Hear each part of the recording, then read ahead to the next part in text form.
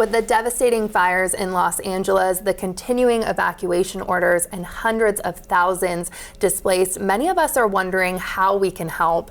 Red Cross, as always, is on the ground helping. And joining me now, Abby Walker, Regional Communications Manager from the Northwest region of the American Red Cross. Thank you so much for being here. Yeah, thanks for having me. And like we just said, everyone is talking about this. You know someone that's been affected, or you're hearing about it in the news and so forth, and everyone's kind of wondering how to help. And so we do want to note that the QR code that you see right there that's coming on your screen is for Red Cross donations, and it's part of King 5 and Red Cross's Northwest response. So we want to make sure we say that.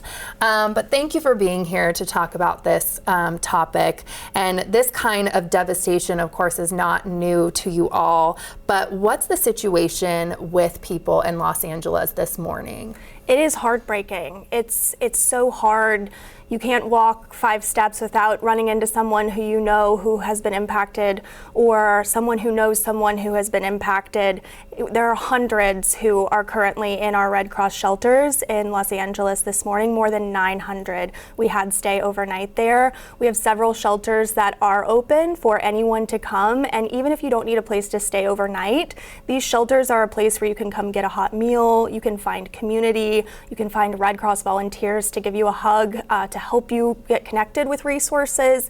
We have disaster health workers and mental health workers on the ground who can help just talk through, because this is a really hard and traumatic time, and unfortunately these fires are still burning. So it's really, really scary, and we just as the Red Cross want to make sure that we're there, we're walking alongside these families and everyone who's impacted, and we're here to provide hope and support and shelter as we move forward. Absolutely. And like you said, some of these fires are still burning. They're not 100% contained. And we also heard too, I don't know if you can speak to this, that winds are expected again today and through the night as well. It's scary that it's still ongoing. And so the Red Cross has been there from day one when all of this started. No matter what happens, we're going to continue to stay in this community. We're going to work with our partners nonstop as this situation evolves. We're still understanding the scope of this disaster and how big and the damage that's happening.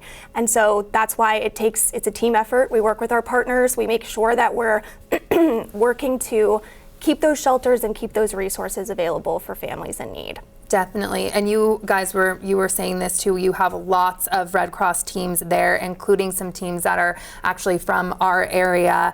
And what specifically are you guys doing on the ground there? I know you touched on this, but if there's any specifics that you could give us too. Sheltering is the main focus right now, because there are still evacuation orders in place, and we want safety to be the top priority. So we're really focusing on making sure that we have shelter available for anyone who's evacuating these fires.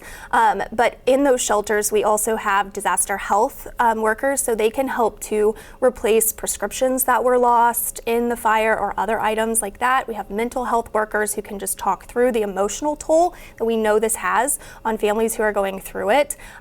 Also food. We're making sure that we are providing meals to families, and we have volunteers working on that. This is very much in the response phase, and so this is just the beginning. We know that we're going to continue to work and evolve and maybe change some of those resources, and once it's safe to do so, we'll get out into the communities and start to do some damage assessments. But for now, we're really focusing on making sure that we're there for the families who are evacuating.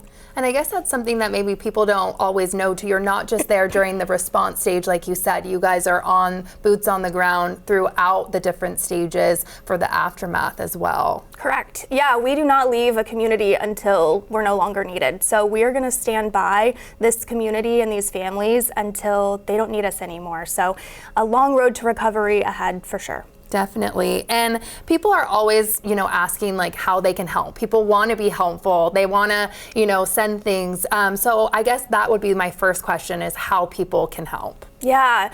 What we know and what we've seen from this area is people raising their hands to help and asking and being generous, and it's incredible to see. These are our West Coast neighbors, and people are really stepping up to help. We have more than a dozen Red Cross volunteers from our area who are on the ground there. We're positioned to send more resources if needed, and if people are asking how can I help, really a financial donation to the Red Cross Disaster Relief is what's going to help us the most. Items like clothing or other in-kind donations like that can actually divert away from our mission and take some of those resources from taking care of these families and getting them those hot meals and that shelter. And so we really ask that those financial donations, that's how we can help each specific person and their specific needs the fastest. Thank you so much for being here.